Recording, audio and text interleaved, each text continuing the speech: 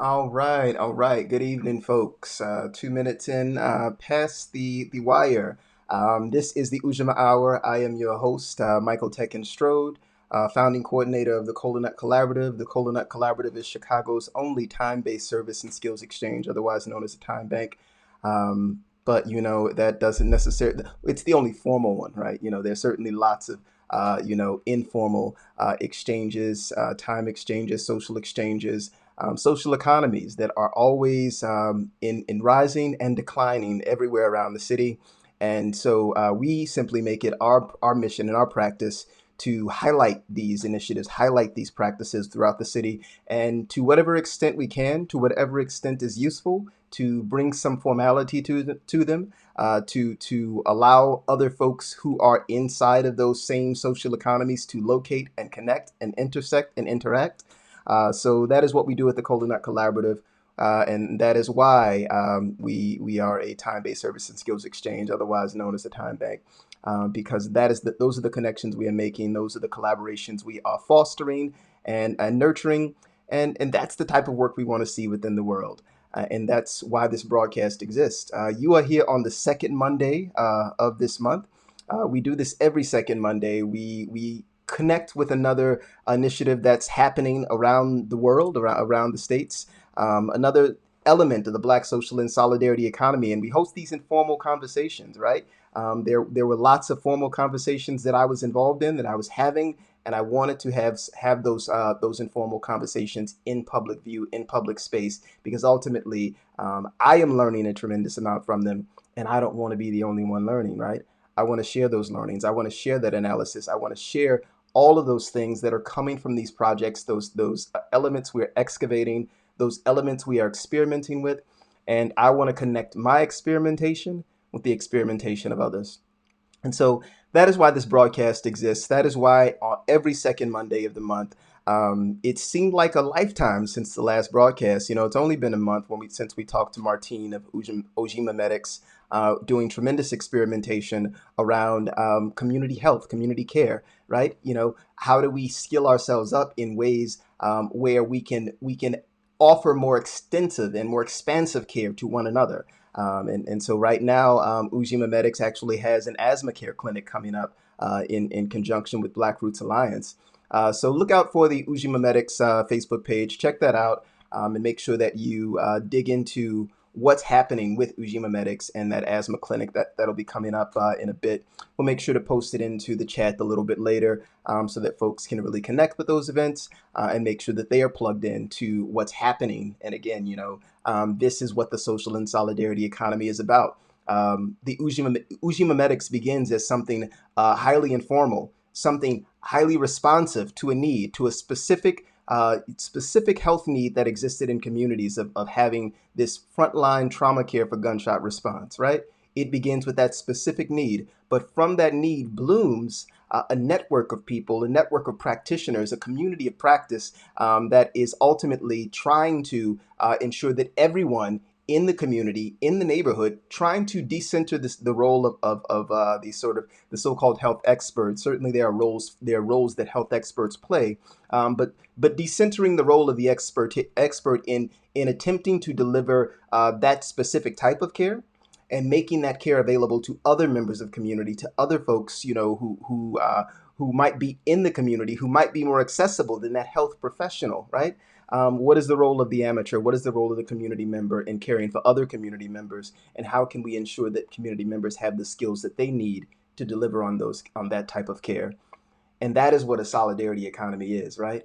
That is what a cooperative economy is. It is ultimately about those systems of care that we are able to self-design and self-determine, because we have the knowledge and we have the skills and we have the capacities, and we are able to think about how best our needs can be met, right? We're able to think about how best our safety concerns can be met, how best our health concerns can be met. We're able to think about how everyone can be a participant in that process. So it's not simply about, again, the folks who have had access to education, who have had access to higher institutions, but it's about everybody having the knowledge and the capacity and the skill that allows them to meet the needs in communities and allows them to design the systems that can best care for that community. So that is what we do on the Ujamaa Hour. We dig into these projects, dig into these programs, dig into these folks who are enacting and making change. And occasionally, we share a few things that we might know about, within the Cola Collaborative or within Cooperation for Liberation Study and Working Group. So the place that I want to begin tonight, though, is with the offers and needs market. So you have heard me talk about this on the broadcast before. Here in Chicago, the Cola Collaborative has endeavored to develop something called the Offers and Needs Market Facilitator Network, drawing on a practice that I was able to pick up from the Post-Growth Institute, or at least pick up the formal structure and the formal facilitated practice of from Post-Growth Institute. And in seeing how that practice could overlay on the work that I was already doing with time banking, and how in a sense, I've come to see facilitation as a superpower, right? A really critical and a really important superpower. One of those skills that we need to democratize. One of those skills we need to ensure that everybody has a little piece of. But in seeing how this offers and needs market really overlaid atop this practice of time banking, and allowed people to better understand what time banking means. So, for those who are unfamiliar and, who have not seen this broadcast before, where, I've talked about it many times, time banking simply means trading time as a currency, simply being able to take the value of my time, take the value of my hour, and ensure that a skill that I'm sharing with another member of the community can be valued within a time bank, can be documented within a time bank, and that if I am giving that skill to someone else and I'm earning 1 hour in the time bank, I'm able to find some other skill or some other service that I'm able to access using that time. So that's the simple of time banking, but it's complex, right? Because all these other questions come into mind. Why is my time equal to their time? What about the sort of skills gap? How long have they been studying to kind of learn their skill? What if we put goods on it? What if I have to pay for something? All of these questions, all of these complexities. And oftentimes the best way to get people beyond those things is to facilitate a session that allows them to actually practice exchanging within real time, documenting their exchanges, and then simply saying, you've already done some time banking, here's an opportunity to do some more. Here's an open platform where you and other members of your community can do more of the time banking that you have already engaged in. And so that's what we've been doing with the Offers and Needs Market Facilitator Network. I think that it's a really critical need that all organizations in this city, really need to have a resource sharing practice and a skill sharing practice that's embedded in their organization. It's too often that we come together and we immediately dive into work. And I've been a part of several formations as of recent, where we are very easily diving into the work, and we're forgetting that we're whole people coming to this work. And so ultimately, having that resource sharing happening, whether it's on the front end of the meeting or the back end of the meeting, or just in some regular way, engaging and embedding resource sharing as a deliberate, intentional, fostered, nurtured practice inside of organizations might have the capacity to prevent burnout, might have the capacity to ensure that we are able to get work done together better, right? It might have all sorts of other benefits. And so ultimately, this Offers and Needs Market Facilitator Network that we are working on is about shifting that practice into organizations by honing the skills, the facilitation skills of people who are coming into this cohort. So we've got a really nice cohort of about of 10 folks who have come in, who've sought to learn this practice of the Offers and Needs Market Facilitator facilitation, but also to look at other facilitation practice, look at other techniques, look at other learnings that we might foster together. What are the things that we come into this space already sharing? Because again, this is not about the sort of single expertise, and this is not about simply shifting people in the direction of people who are experts in a practice, but it's about what is the practice that you are already doing, where you already have expertise, where you already have knowing, where you already have learning, and how can we resource share amongst one another those practices? So, we're going to talk about a specific technique in this cohort, but we're also just going to share the other practices that we might know of that we don't have a name for, right? Maybe we're unsure, where we learn this practice. Maybe it's just something we've always had with us. But if we can build a network where we can actually share those practices, then we can enhance our facilitation superpowers, right? And we can look at other practices that we might want to learn about. So I had the opportunity recently to come out of this 4-day training for the technology of participation, where I felt deeply, supercharged my facilitation superpowers, right, and gave me a whole raft of new techniques, a lot of opportunity to really dig into some things that I've been doing informally and formalize them, and gave me a language and an analysis that says, okay, well, you need to more deliberately design this into the spaces where you're going into. You need to make it a deliberate part of the work that you're doing, right? So I'm really looking forward to some of the things that I'm going to be able to do with the tools I picked up in top training, and looking forward to other opportunities. Certainly, I did the facilitation fundamentals with aorta, and I'm looking forward to them opening up their headwaters apprenticeship, because again, other opportunities to enhance these facilitation superpowers, and in these spaces, in these cities like Chicago, where we have some folks who facilitate, and we have maybe some opportunity to identify where the facilitators are. My experience has been that there are never enough people really who know the skill, right, deeply, and oftentimes we're coming into space and we're wrestling, trying to figure out where best to place the skill, where best to engage a facilitator, where we can self facilitate. All of these things are things that we're wrestling with in spaces, and so I think that one of the ways to fix that, one of the ways to address that, is to build these facilitation superpowers. So that's what we're doing in the Offers and Needs Market Facilitator Network. That's going to extend all the way until December. We'll be having this month-long training that we're in April. We'll switch into May, and then maybe get to know each other a little bit better, and talk about some of our work together.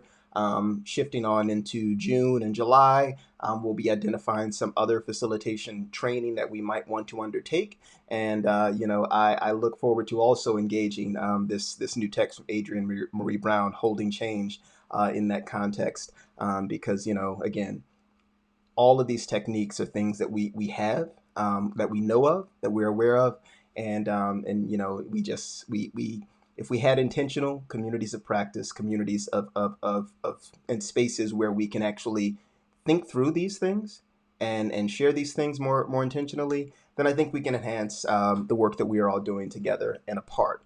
So with that stated, keep your eye out for the Cola Nut Collaborative Facebook page, as well as on the website, colanutcollab.org/OANM. That's where you can find out about the Facilitator Network. It's the cohort is currently closed, and this is a pilot. But if this pilot goes successfully, then perhaps there are more facilitation networks that happen next year.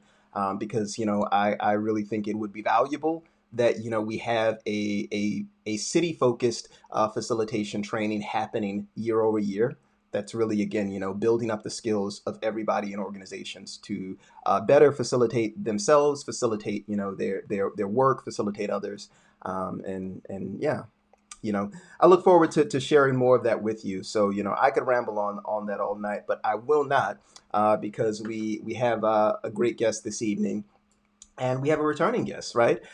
So we had a guest in 2019, LaTierra Piphus, of the Womanist Working Collective, who shared some work with us in 2019 around what the Womanist Working Collective was doing, the Reciprocity Time Bank, the Replenish Black Joy Healing Space.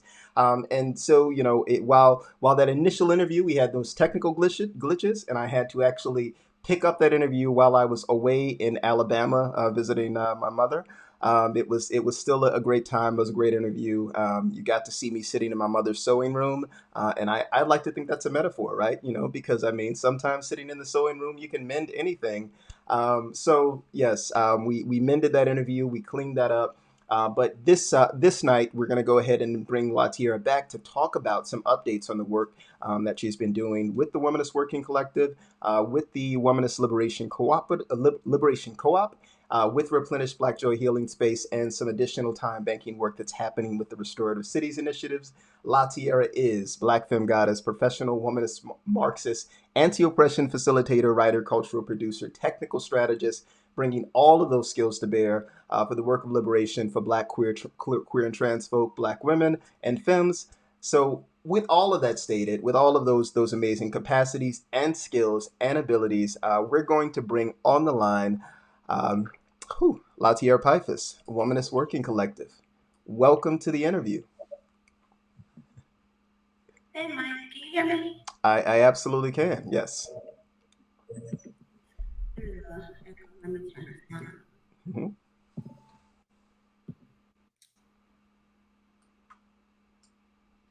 Can you hear me now? I can indeed.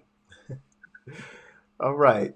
So, welcome to the broadcast this evening, LaTierra.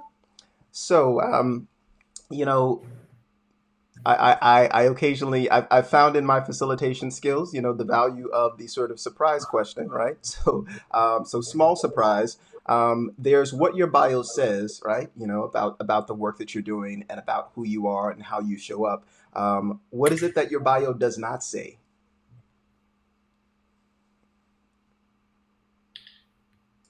Good question. I would say it does not talk about my cultural production enough, and that's because I'm in the process of rebranding myself as an individual cultural producer, separate from my individual work, and that's still the development I'm working into. Yes. So, but I'm going to talk about it here today, those projects as an extension of the Replenish Black Joy Healing Space. Okay, excellent. Bring people up to speed on, let's start with the Womanist Working Collective. What is that project and what is your role in your work within it? And then as you kind of bring people into that, you can weave in what feel like, additional developments that have come with Womanist Liberation Co-op and Replenish from that initiative. Okay. I'm going to try to hold on. Oh. We but can I'm circle back around. It's okay. One second.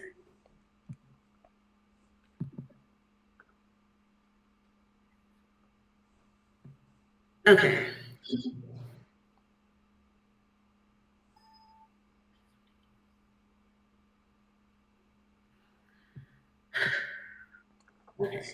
It's okay. So the Womanist Working Collective is a grassroots radical social action and support collective.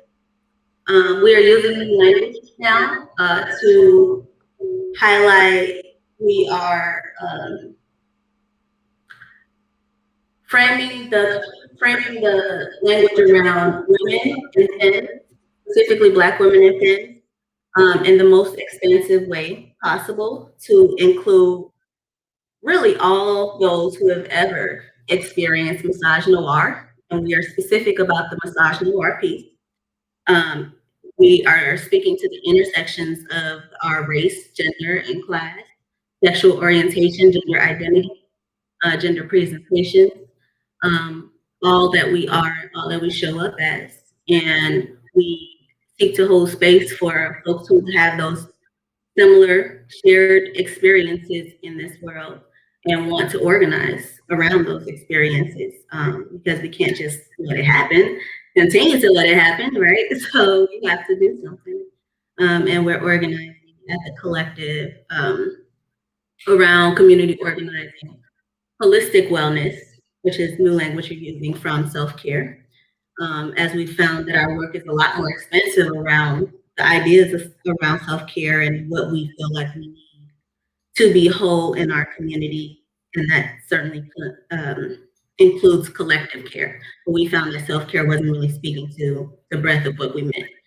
So we've expanded that language, and mutual aid is now standing in the place of our philanthropy work. We still do the philanthropy work, but we're doing it more under a frame of mutual aid, which feels like a better fit for the grassroots work we do.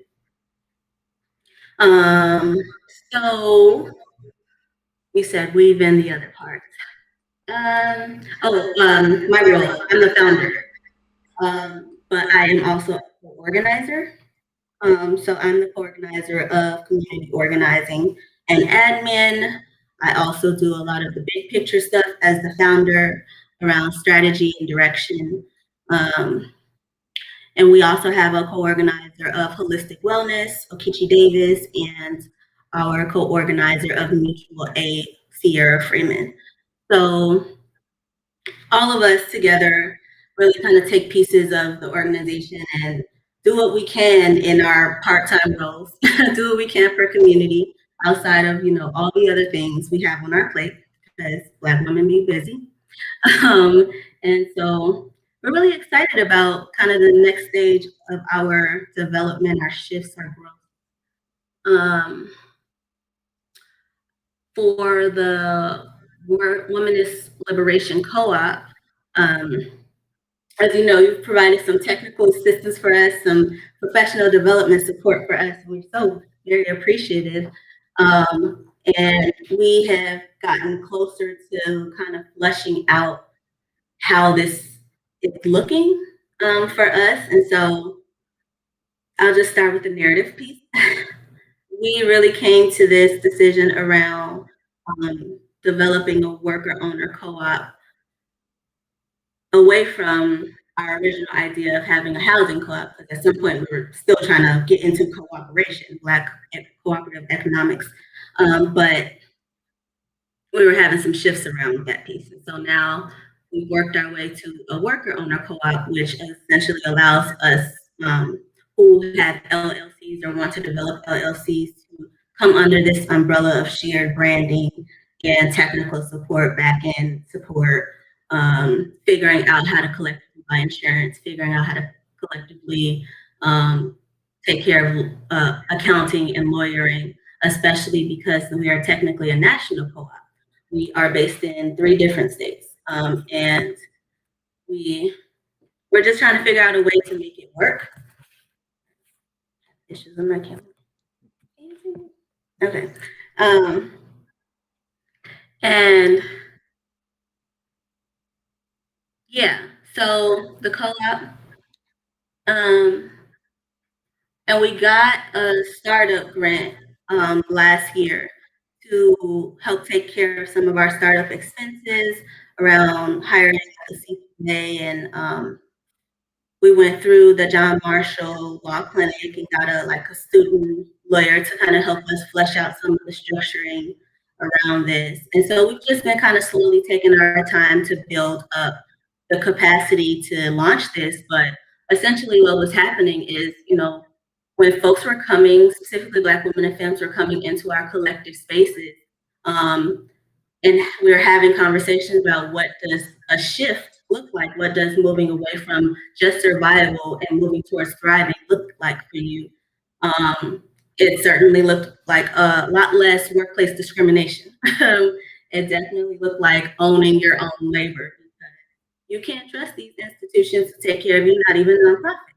And so with being very honest about our working conditions, we had to figure out what a safe, healthy, thriving, supportive workplace looked like for us as Black women and femmes who are already, with the shits, essentially, and know what's up, are a lot more politically conscious and can't necessarily be in every workspace. We can't, because, we get pushed out, which is what's been happening to me over the last 10 years, which is why I'm very grateful to now own my own labor, because I don't get disposed of for speaking out against racism and sexism and classism that's happening in the space, exploitation of Black and brown youth, all the things that happen in nonprofit spaces. They can be very spiritually exhausting. And especially as an organizer, someone that's doing organizing part-time, that left a lot less energy for me to resist against these systems if I was being drained in my full-time job. And so we've made a shift, and we are creating a space for us to be our own bosses, and be each other's bosses, collectively own our own labor, and have accountability practices that are a lot more Black-centered, equity-centered, definitely transformative justice-centered, trauma-informed, like building this type of workplaces we need to thrive, and in order to be able to do whatever it is we want to be doing in this world, and however we want to be serving our communities. But we first need a safer workspace, because capitalism is capitalism, and so we're over it. Yeah. Did I answer all the questions? You definitely, yeah, we definitely did weave ourselves up from Womanist Working Collective to the Liberation Co-op. What's the relationship with the Replenish Black Joy Healing Space again? Yeah, so that's more of an individual project, but it's been more of a community partnership with the Womanist Working Collective, because myself as an individual producer wants to just create spaces for us to do stuff. And so the next stage of that project looks like, this is new language I'm experimenting with, but it's more of a sabbatical susu. And the original language for this is Replenish Black Joy Healing Space presents Malia Fabo, Revolutionary Healer Sanctuary. And we are asking if you are on the brink of burnout. Has capitalism eroded your ability to function wholly? The answer is yes for most people, especially Black organizers, Black community organizers, activists, advocates for equity, change agents, or whatever folks choose to call themselves. But we want to offer an opportunity for them to come here and stay in my NOLA apartment for the summer while I'm away in Philly doing work. And we are figuring out a way to make this a mutual aid effort and redistribute resources for folks who are in need right now. Because I was that very same organizer who was burnt out and, led into a mental breakdown, led into just this period of, I'm done with everything. And that's not healthy for us. And there aren't enough spaces for us to seek reprieve, to rest, to replenish in a very intentional way that does not require you to produce anything at the end of residency or fellowship or internship or whatever. Like, no, like rest for real rest. And so the wellness and sustenance package that we're offering with this sabbatical is 3 months of healing justice rooted therapy, or life coaching, or creative coaching, whatever the person uses. A $250 bookstore voucher for a community bookstore here, Black-owned community bookstore.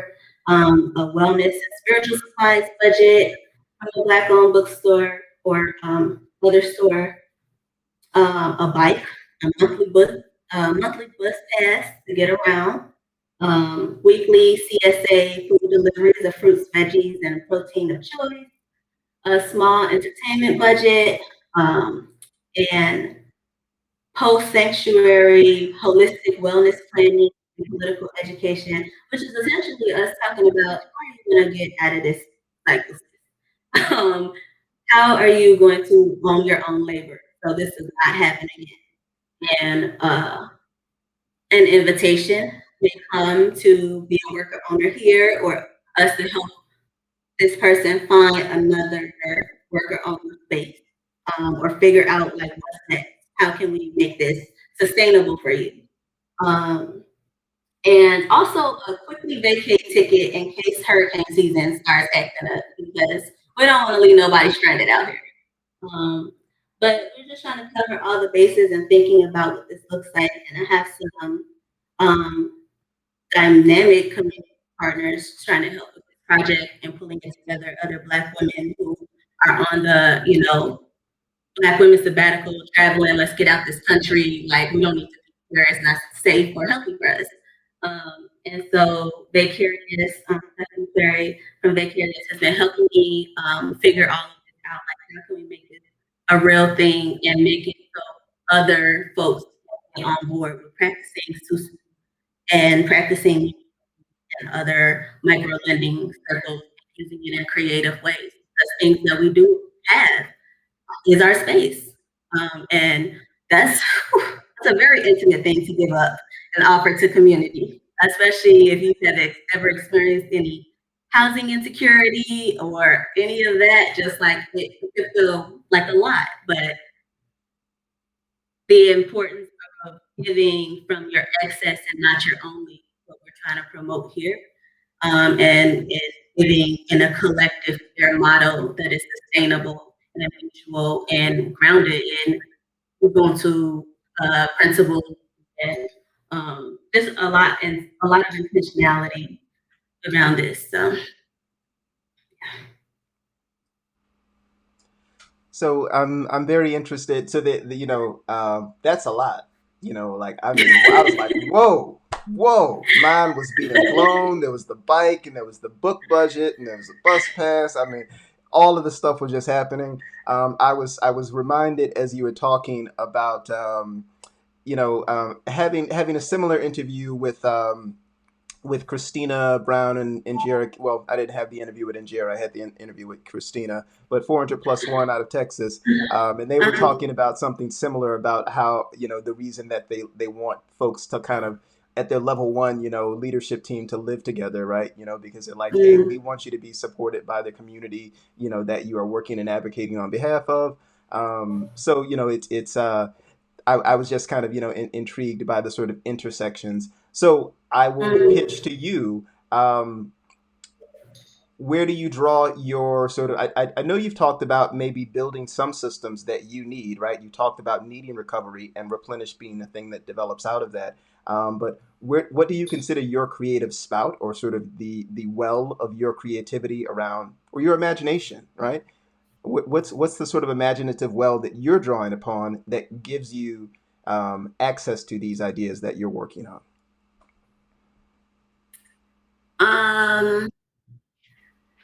That's a great question. You didn't mention that.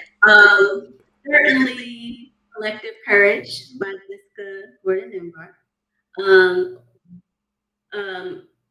W.E.B. Du Bois's motto around mutual aid societies is one of the things that I was looking at. And then a lot of African indigenous-based practices around susus. I've been just collecting, filing a lot of information over the years. And so I just been storing all of it like a little nerd. And now I can sift through it. Let me say, now that I own my own labor, I have the time to actually sift through it, figure out what all of this means, how does everything flow together, what are the intersections, what are the points of tension, what are the glaring contradictions of merging some systems. And yeah, so like right now, I would say that work has inspired a lot of my cultural production and even technical strategy work around time banking and the facilitation around time banking. So the work that we're doing with the restorative justice in Philly is essentially a contract through our cooperative. One of our first contracts, really exciting. So we're providing technical assistance for time banking and teaching this organization how to implement time banking in their as a platform that they're using to services for restorative justice circles. So they're planning to plant restorative justice practitioners in every neighborhood or train them from every neighborhood. And they would then, how I'm understanding it, they would then use the time bank to change the restorative justice circle interventions with community members and organizations in their neighborhood, and be just kind of like that point person or that hub to help spread this information. And so we're providing time banking support around building that system up really from the ground, starting the website, training the folks, training the trainers, and creating, oh, that's a good point, I should mention it. So as a development of this, because we are on a like very short timeline, we're going to be hosting like a what we're calling a summer sovereignty lab. And we're going to be hosting time banking trainings in there, kind of rotating tech labs as well, and essentially what you were talking about, like offers and needs markets, but creating a space for those type of interactions to happen and those relationships to be built before they get online. And so, yeah, so that's happening this summer. I forgot where I was going with this. Okay, I'm done. Yeah, you were definitely digging into the well of imagination. You were charting the course of like what inspires you, and then you developed this initiative kind of develops out of some of those inspirations. So I'll pause there and see if there's anything you wanted to add. Yeah, Afrofuturism. That has been my inspiration of merging my community organizing work with cultural production and technical strategy. And that's kind of how I've found an intersection for me or a niche. Okay. I'm right here. Yes, but that's where I'm feeling like, at least right now, most of my time goes towards doing one of those things or working on getting the logistics together for the co-op. Yeah, it really has been difficult not having like a pro bono lawyer on set to like help ask every question. Like I feel like we're constantly having to source out from different folks different information, and that slows the process down. So like we're figuring it out, but yeah. So that leads me to a question then about the Liberation Co-op. How do you all determine? Well, one, are you all focused on each of you becoming an expert in a specific field, and how are you balancing maybe the work of deciding what those skills are? I know that I am in a space where I am recently really wanting to go back and deepen my business development skill and practice, mostly because there's so many terrible non-cooperative business developers out there. So at least there's not really really a really great crop happening in Chicago, and we need them at this very moment as like kind of seed commons is developing and getting off the ground, and some other efforts locally. So how do you all think about what sort of skills you want to develop internally, and what sort of skills you're comfortable like farming out, because you can find good, accountable, values oriented people that you can work with? I think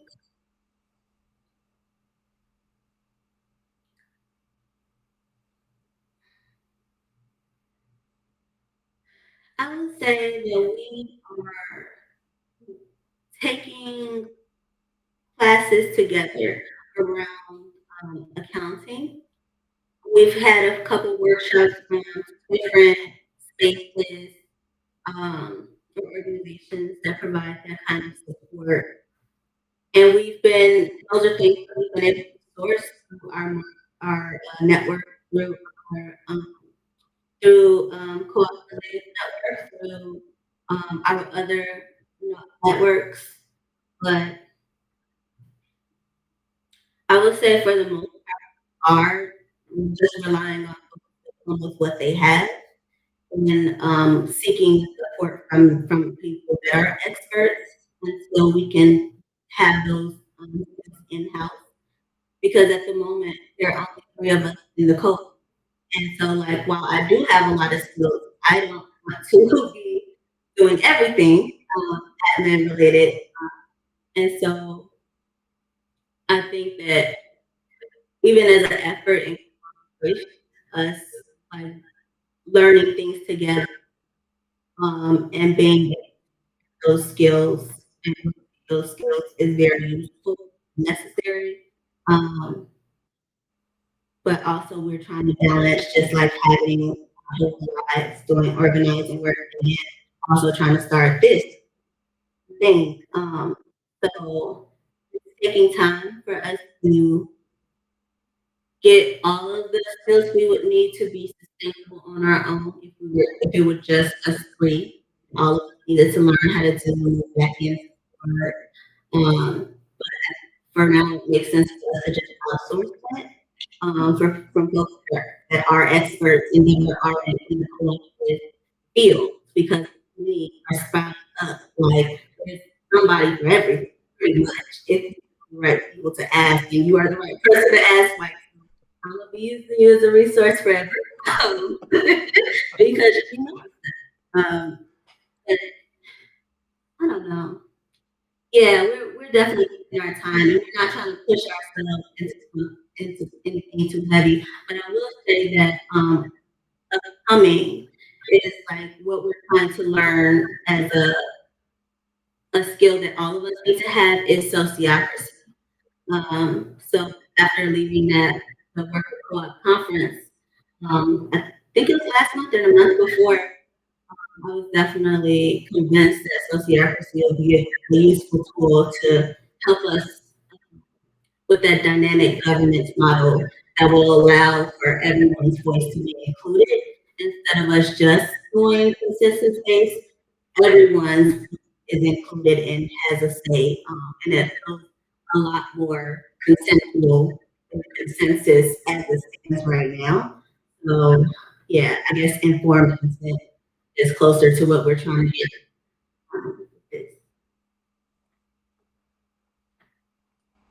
Yeah, that the sort of leaning on the sociocracy is an interesting one because I have had recently the opportunity to begin facilitating for the board of Co-op Power, which is New England Solar Cooperative or Solar Energy Cooperative, you know. But that board uses sociocracy, and basically, you know, in order to come to the first meeting, I had to do a sort of rapid skill up of like, okay, you know, what's my sociocratic facilitation technique? You know, what is it that I need to be prepared to do with this group? Then, you know, I needed to help them with an orientation to sociocracy and sociocratic facilitation so they could then use it in their network hubs. But, you know, going through that process, it has been, you know, it's just been fascinating to learn to see how different governance techniques really shape how participation happens in space.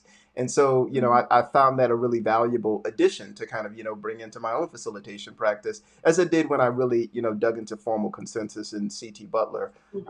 So, yeah, you know, I mean, definitely kudos on that. So, you talk about being an anti-oppression facilitator. Have you brought any of these sort of sociocratic practices into your facilitation already, or are you just still wrestling or turning them over in your mind? I would say I don't have enough of the information to practice because that's like introduction 101, where it's what it is, but not necessarily how to do it. That's what we're working on. The co-op is like, when can we find and resources, take this course together, take this journey, learning it together, teach it to other people within our communities because as we're growing our community partnerships and talking about reopening our membership body and talking about doing a lot more projects on the ground, we're trying to figure out how to do that as democratically as possible. Um, yeah, so and decentralized as possible, decentralizing that power. You know, yeah. So let's pivot. Oh, go ahead. Oh yeah, sorry, yeah. That's where I was going with it. In terms of my anti-oppression work, most of that happens now through the Black and Brown Workers Cooperative. I'm an anti-oppression trainer there, also a worker owner there. And no, I haven't done any facilitation because most of our social facilitation around that, because most of our requests, the ones that have been requested are more around like co-op leadership development or liberatory practice 101 or gender, decolonizing gender 101, things like that.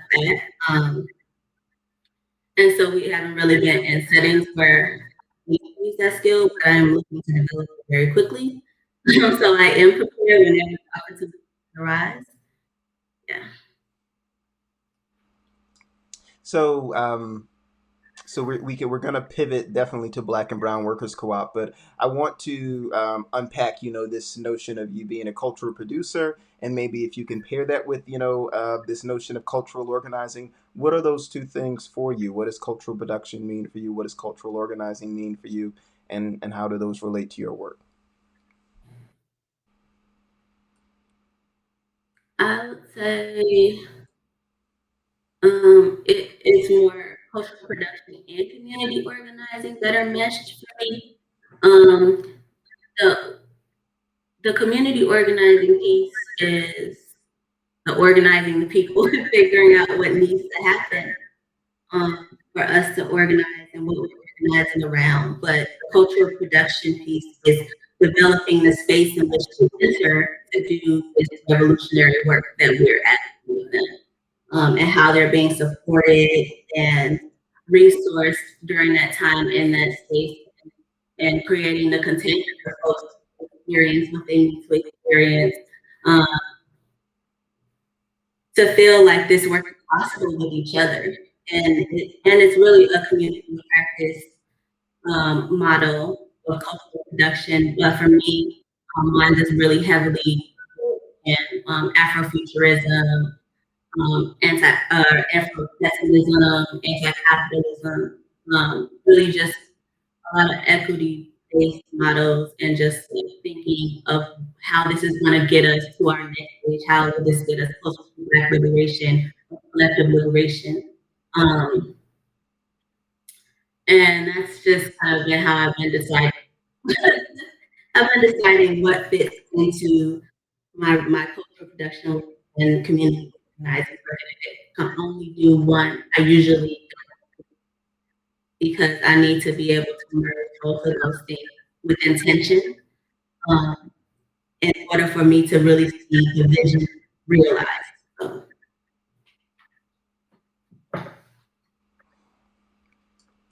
So, As part of this offers and needs market, I was in a session with Layla Roxanne, who is out of Scotland, with Enough Scotland. And we were in sort of one of these one-on-one or three-person triads or whatnot, and just kind of doing a breakout. And in fact, no, it was a one-on-one, and I was talking about, like, the ways that I use facilitation, and the groups that I facilitate with. And Layla Roxanne was like, "Hey, you should bring that to the trade unions of Scotland." And I was like, "Well, I don't necessarily know how unions work. I mean, George Lakey says that, like, we don't do this role playing stuff in these unions. When he tried to do his, he tried to bring different facilitation practices in. So I'm wondering." I would imagine that maybe the Black and Brown Workers Co-op and the folks that you all work with are much more open to diverse facilitation techniques. But how does sort of the cultural production elements that you talked about intersect with this, what you've just called labor organizing in your bio? so glad you asked. Okay, let me tell you. So, in the fall, we are launching our community call hour, and that is essentially a Zoom call. I think we're imagining it being live, as well, maybe featured on our Facebook. But it's essentially where we provide an open platform for community to talk about and engage around labor practices, engage around that we do within the Black and Brown Workers Co-op, the cultural production and art that's happening throughout Philly. Um, and I'm imagining workers, Black and Brown workers specifically, having the opportunity to air their grievances and talk about what's going on. Because so much of this union busting, so much of this, these labor practices that are inherently oppressive, can continue because not enough people are speaking up about it because of the retaliation, because of the stigma, because they don't want to be, seen as difficult, especially if they're Black and brown. And then there's all these other intersections that go along with the white gaze and the and classism. And anyways,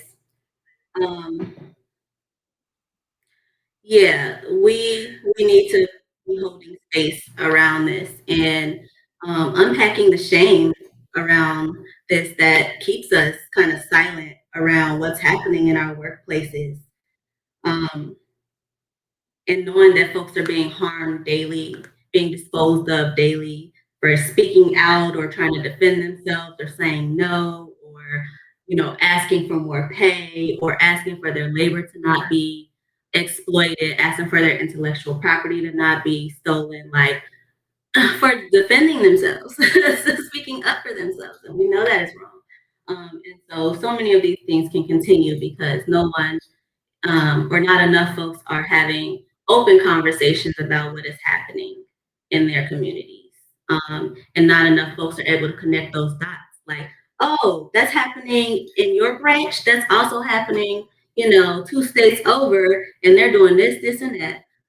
And so if folks are going to organize, they have to start having conversations, and we have to start talking about these things. And I don't know what all of this is going to look like yet, but I know we're providing that platform. And a lot of that work for me is cultural production and how to do this with intent and root this in trauma-informed practice and root this in mutualism and root this in cultural humility and all of the things that are necessary for this to not also be an oppressive space that folks enter to share their story. So yeah, cultural production, community organizing, labor organizing, all that. All right, stirring the pot on all of that. So, stirring the pot on all of that, there's an element here in this potential conversation items that we have not touched upon, which is you've noted that there's a lawsuit on the books. So if you would like to open up the story around how that lawsuit came to be, and what you are what you're seeking and as the outcome there. Yes. A few weeks ago, we got an email from someone in the city of Philadelphia, some department. We don't know them. We don't know who this office is that has used our name or included us in this document. I have no idea. I've never met this person, literally. And we get this email talking about, oh, yay, team, we did it. What did we do? Because I don't remember consenting to anything. So I look at the document, and it's this resolution, really, I guess, basically naming March 8th as International Women's Day in Philadelphia.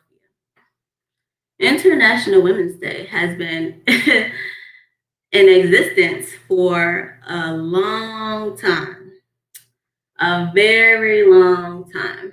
And its origins are around organizations, supporting organizations of Black and brown workers and women workers and socialists and communists and folks on the ground. That's the origins of this entire holiday that we know about. And it's, ooh, I'm trying to contain my anger. I don't want it to take me there again. But anyways, I'm gonna keep it short. But so basically, they added our name to this document without our consent. We were highly upset. So we asked them,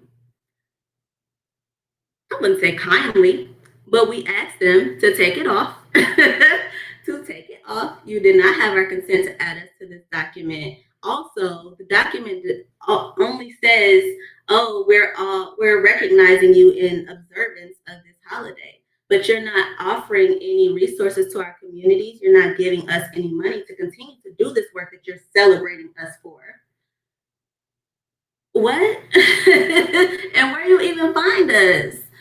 And, we're looking through the document and they have this mission statement from 4 years ago. Our mission statement has changed 4 times since then. So I don't know where they're getting this information because it certainly wasn't from our website. That information is updated.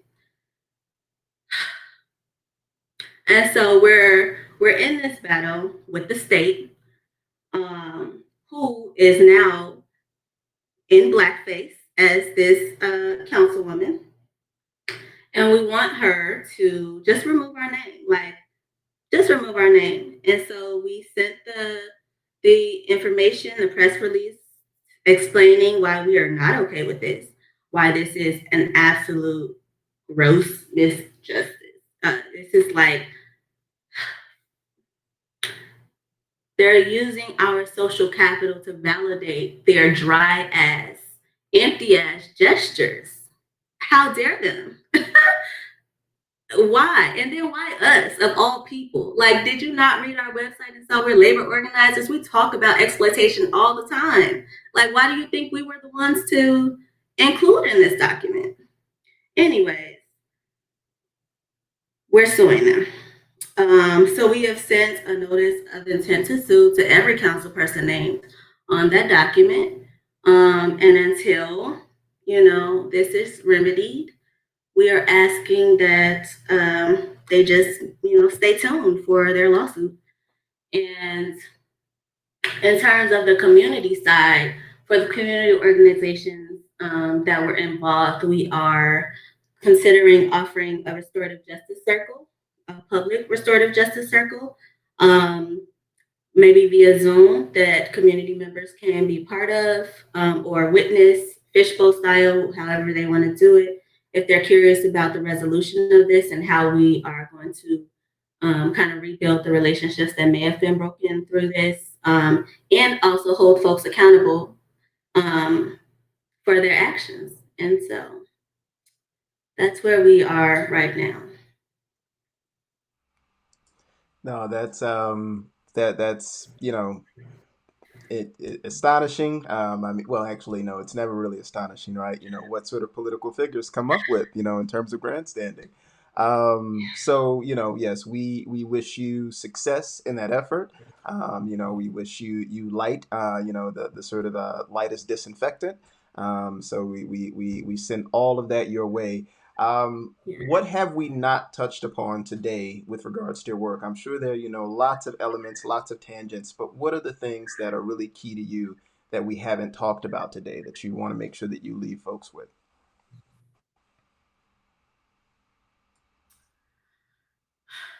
I think we kind of touched on everything that I had on my agenda, but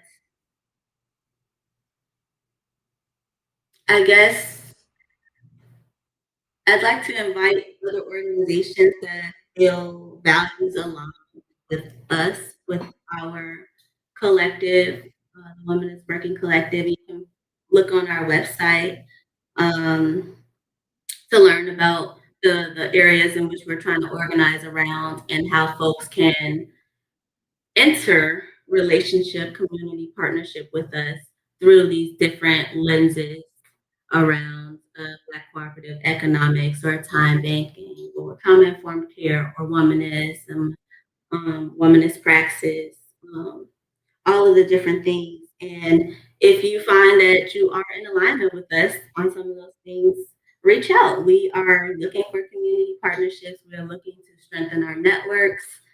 And we are looking to do it with organizations that are values aligned and have similar goals, similar points of unity. Yeah, so we're excited. So definitely make sure that you all dig into womanist-working-collective.org and really plug into that work. Go ahead and find them on Facebook. And I'm gonna follow that up with another one of these surprise questions. There's always a surprise out there. So I'll have two actually. One of my facilitation check-in questions lately has been what forms of play are providing you with healing and restoration, right? And so I've been showing off my TISA Collective Game Changer, the game of activist tactics. It's definitely in the style of a Cards Against Humanities, where you have like goals and you have tactics, and you can kind of match them up and say who's got the best tactic on the table. So I'm looking forward to figuring out how to play that virtually and in person with you all in Chicago. So that's one question. What form of play is providing you with healing and restoration? And then the second part is, what is your facilitation superpower? So, what forms of play are providing you with healing, and what is your facilitation superpower? Play.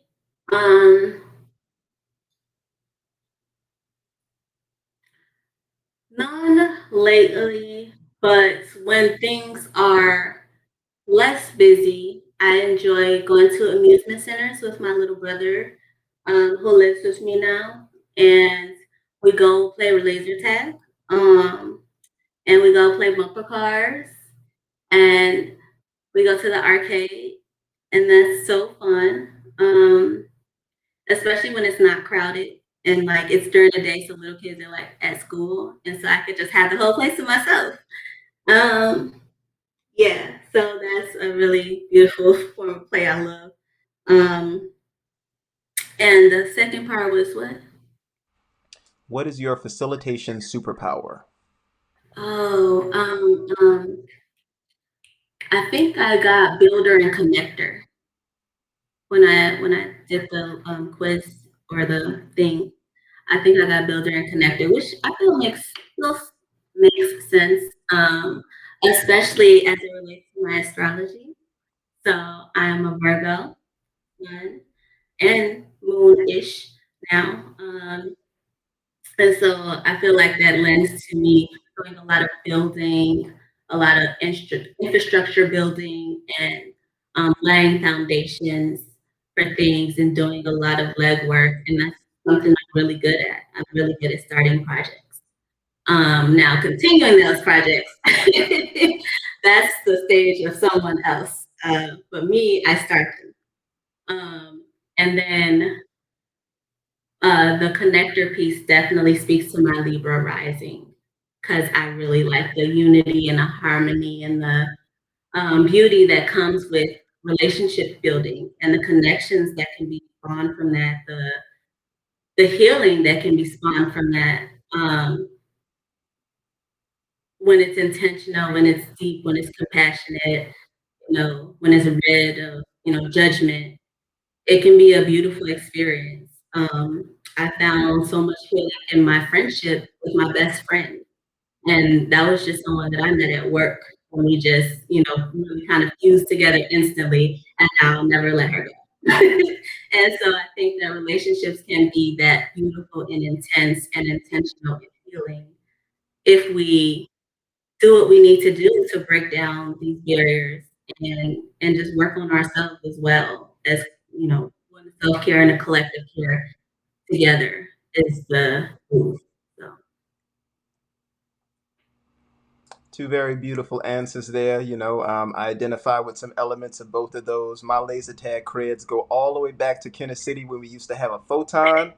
Folks don't know, like, no, folks don't remember photon. I mean, that's an old brand. and I had the home kit, with the vest and the hat, I mean, a little pistol. So yeah, I got some good laser tag creds, and certainly, on the builder aspect, I am definitely trying to figure out transition plans and how to like, disconnect from projects and move forward. So we will learn those in time. But all of that stated, I really appreciate the conversation, really appreciate the interview. Are there other things besides the website that you want to make sure that folks know before we check out of this session tonight?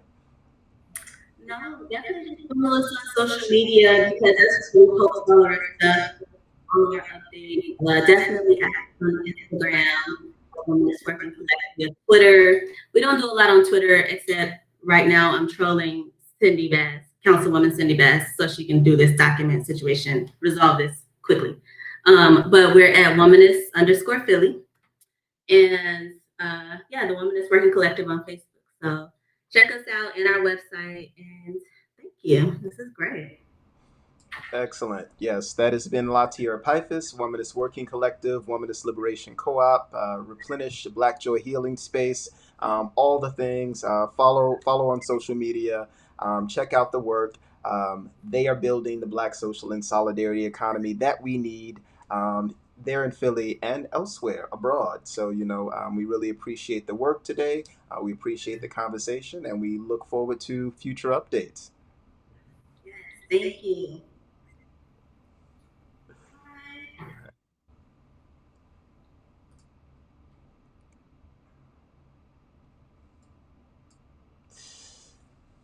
All right, folks. Yes, so that has been tonight's interview on the Ujamaa Hour with LaTierra Piphus of the Womanist Working Collective and other things. So make sure you dig into all of the sites and sounds related to Womanist Working Collective, related to Black and Brown Worker Co-op, and all of the activity that's happening on LaTierra's timeline on Instagram, Facebook, across the places. With that stated.